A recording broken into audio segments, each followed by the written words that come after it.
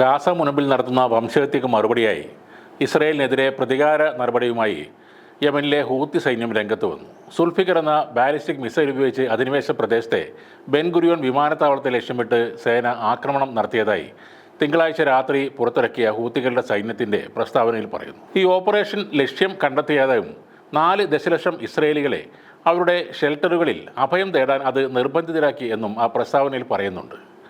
ഈ ആക്രമണത്തെ തുടർന്ന് അവിടുത്തെ വ്യോമ ഗതാഗതം തടസ്സപ്പെടുകയും ചെയ്തു. ഗാസയിലെ സംഭവവികാസങ്ങൾ സൂക്ഷ്മമായി നിരീക്ഷിച്ചു വരികയാണെന്നും അവിടുത്തെ ജനങ്ങളുടെ ത്യാഗങ്ങളെ ആദരിക്കുകയും ബഹുമാനിക്കുകയും ചെയ്യുന്നുവെന്നും യമനിലെ ഈ സായുധ സേന അറിയിക്കുന്നു. ഗാസക്കെതിരായ ആക്രമണം അവസാനിപ്പിക്കുകയും ഉപരോധം പിൻവലിക്കുകയും ചെയ്യുന്നതുവരെ ഹൂത്തികൾ ഇസ്രയേൽ വിരുദ്ധ പ്രവർത്തനങ്ങൾ തുടരുമെന്നും അവരുടെ പ്രസ്താവനയിൽ പറയുന്നുണ്ട്. ഇത് മാത്രമല്ല, ഹൂത്തികളുടെ വിമത സൈന്യം ഇസ്രയേലിനെതിരെ മിക്കവാറും എല്ലാ ദിവസവും ആക്രമണങ്ങൾ നടത്താറുണ്ട്. അധിനിവേശ പലസ്തീൻ പ്രദേശങ്ങൾക്കുള്ളിലെ ലക്ഷ്യങ്ങൾ അവർ ആക്രമിക്കാറുണ്ട്.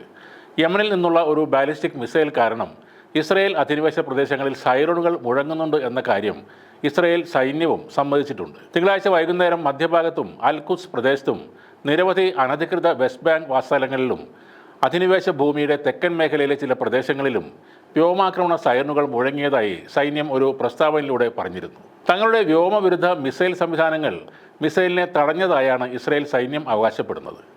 ഗാസക്കെതിരായ വംശഹത്യ യുദ്ധം രൂക്ഷമായപ്പോൾ ഇസ്രായേലിലേക്കുള്ള സൈനിക സാമഗ്രികളുടെ വിതരണം തടസ്സപ്പെടുത്താനും ഗാസയിൽ നടന്നുകൊണ്ടിരിക്കുന്ന മാനുഷിക അടിയന്തരാവസ്ഥയിൽ അന്താരാഷ്ട്ര സമൂഹം നടപടിയെടുക്കാൻ പ്രേരിപ്പിക്കാനും ഉദ്ദേശിച്ചുകൊണ്ട് യമനിലെ ഹൂത്തികൾ പല സമുദ്രപാതകളിലും തന്ത്രപരമായ ഉപരോധം ഏർപ്പെടുത്തിയിരുന്നു.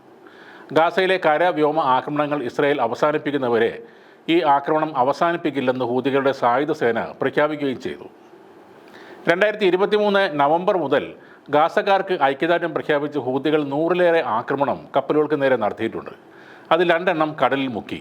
മറ്റൊന്നിലെ ആക്രമണത്തിൽ കപ്പൽ പിടിച്ചെടുത്ത് 4 പേരെ വധിക്കുകയും ചെയ്തു.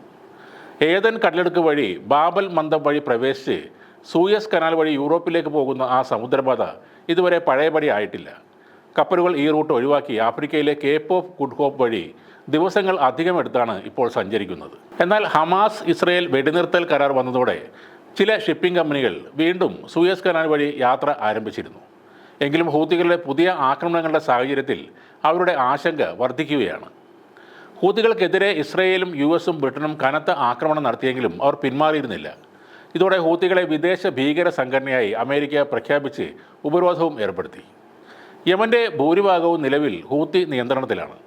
ഗാസക്ക് അനുകൂലമായി വലിയ പ്രതിഷേധമാണ് അവിടെ നടക്കുന്നത്.